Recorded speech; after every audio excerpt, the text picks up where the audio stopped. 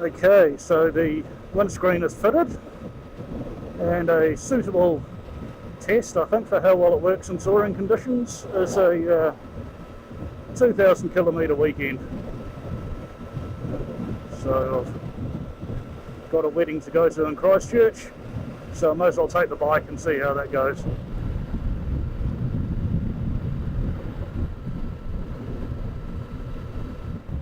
Given the amount of wind noise I hear through my earplugs, I don't think this windshield is making a huge amount of difference. I bet the recorded sound is going to be pretty atrocious.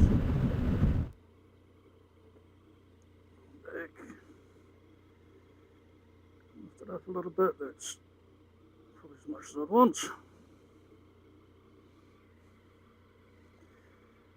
It's already got a bit mucky from all the bugs, but never mind. Let's see if that makes a difference.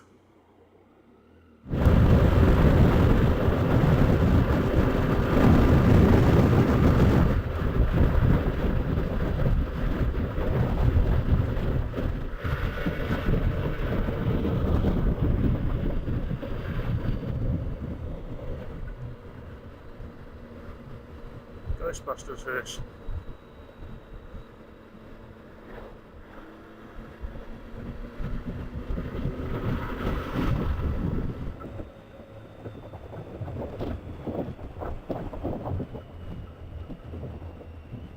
Well, it's early on day 2, so got to get the ferry across from Wellington to Picton and then head on down to Christchurch. That's what will be going on. Looks like plenty of room there. I don't think there's another ferry over in that direction, so yes, the Straitsman, that's the one for me.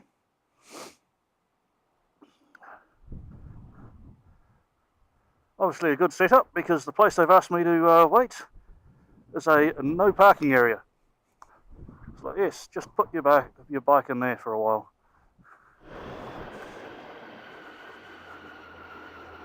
Okay, nice slippery metal, just what you want.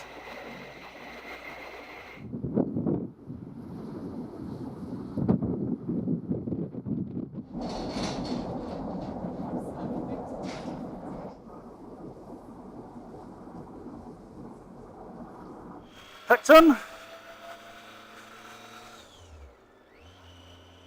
And now I guess most of the traffic's heading the same direction I am, so I'm just going to be following cars for the next while until the road opens up a bit more.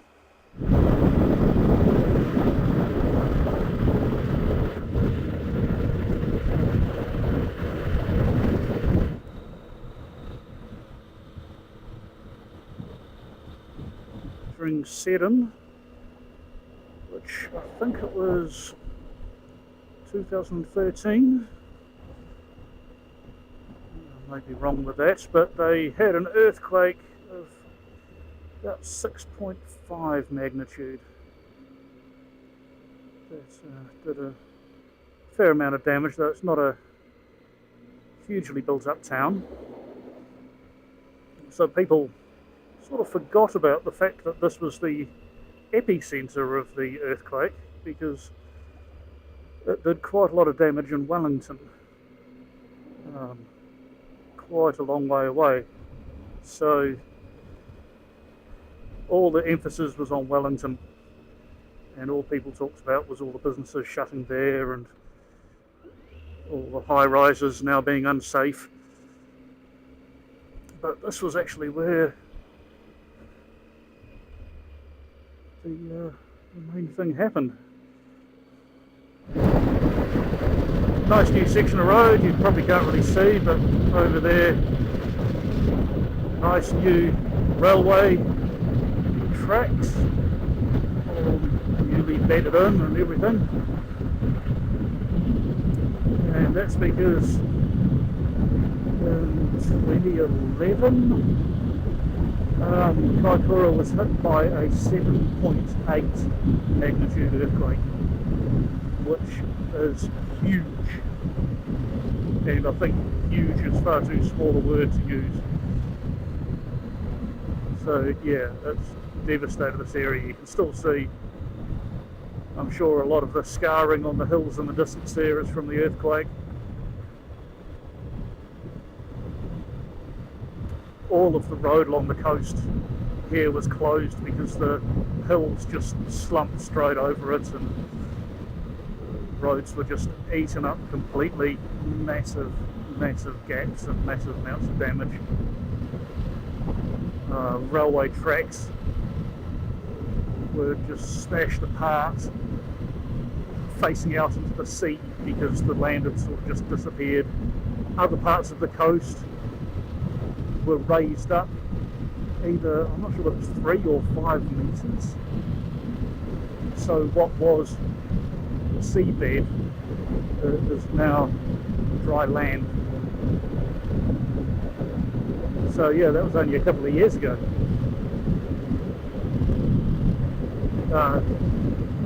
Yeah, sorry, I think I said 2011 before, I meant 2016. So that's only fairly recently that the road is opened again.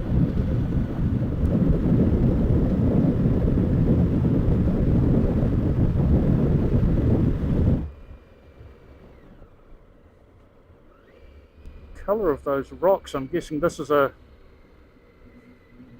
section of the coast that was lifted up. Those were previously underwater, and as you can see, there are still areas that are being repaired.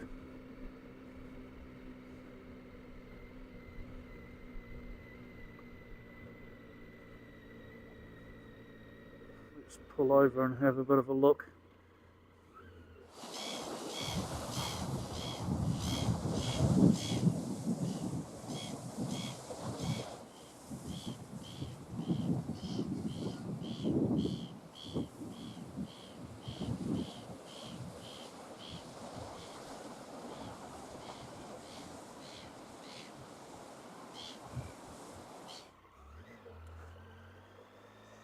It's quite good. They've made quite a good lookout sort of area for where one of the seal colonies is.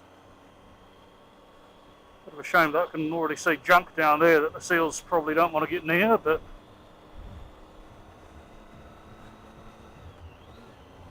makes a lot of sense to even more seals. You know, makes a lot of sense to set things up so there's a place for people to go rather than just having traffic going slowly and pulling over dangerously. You know, have a proper area. Oh gee, all the way along here are seals.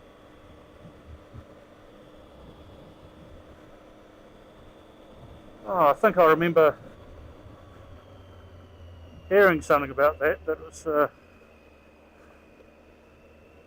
they had to be very careful when they were rebuilding this area of road because it's the seal colony. You know, how do you undertake some massive engineering thing without disrupting them too much? And it looks like they must have done it because the seals are still here. They haven't run away, which is fantastic. Quite a nice painting on the wall with the car wash there, and then you look over there.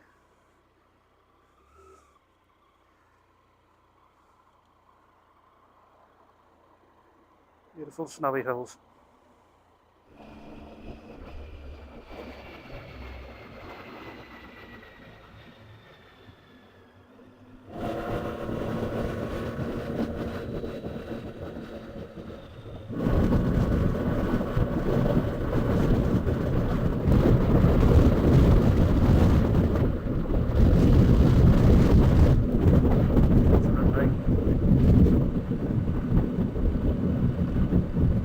Almost at Christchurch, which is the end of my journey for the day, and also the third and final earthquake of the ride. back in 2011, I think it was. Christchurch had an earthquake. I can't remember how big it was. But everyone was surprised that no real damage was done. No one was hurt. I think there was some masonry damage and stuff. But other than that, everything seems to be fine, and everyone was congratulating themselves on how well they built everything. But then a bit later on came another earthquake. It was, I can't remember, either 6.5 maybe.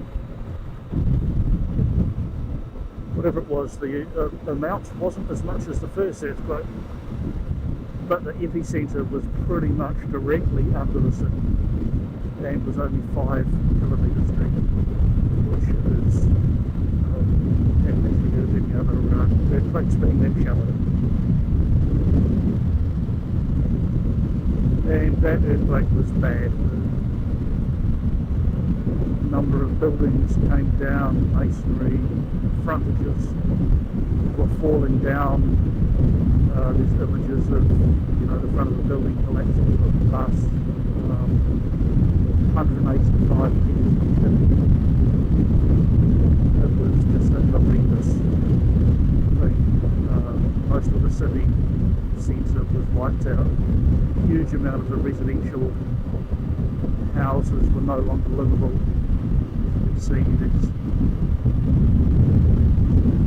even, 7 or 8 years later, massive repairs going on.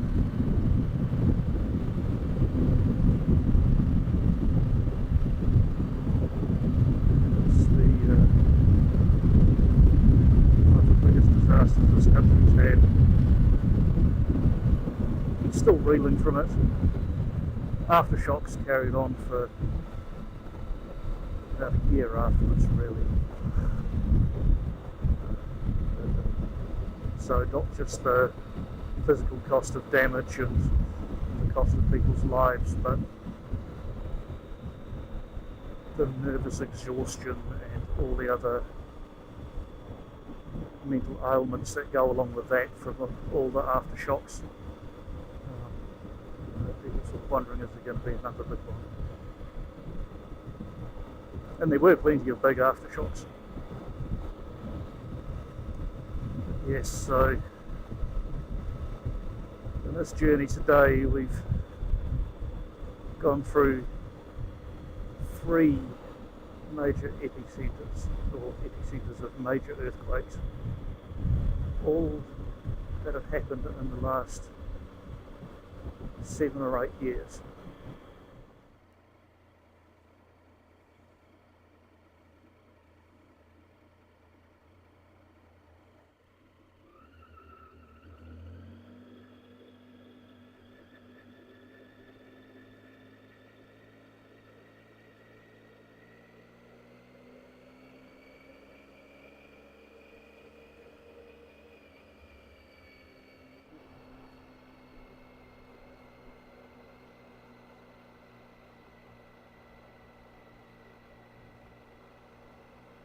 So this is, I guess, day 4 of my little journey.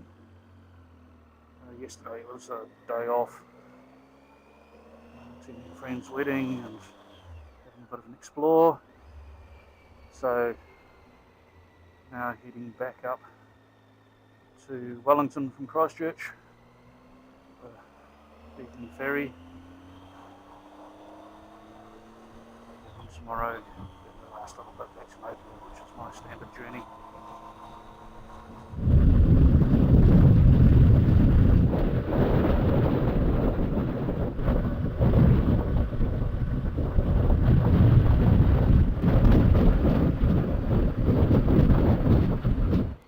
of course, back into all the roadworks.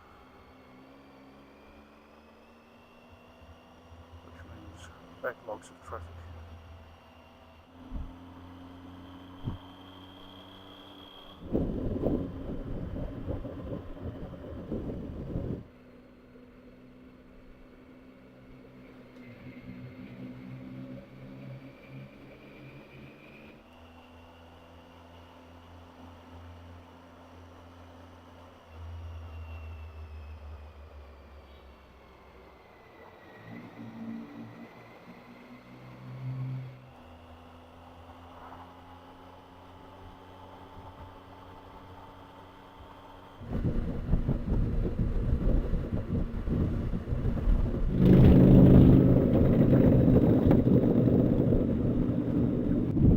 wine country around here. You hear people whining from a long way off.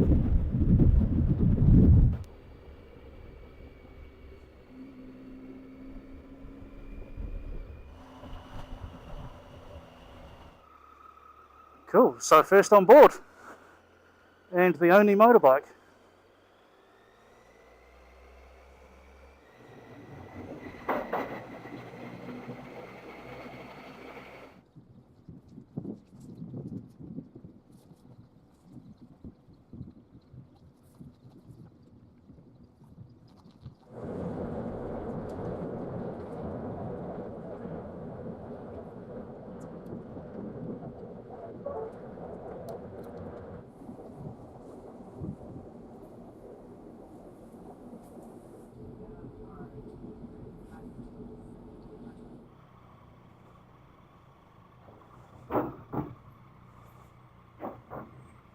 It's the end of another day. Christchurch to Wellington. Absolutely superb weather so far this weekend.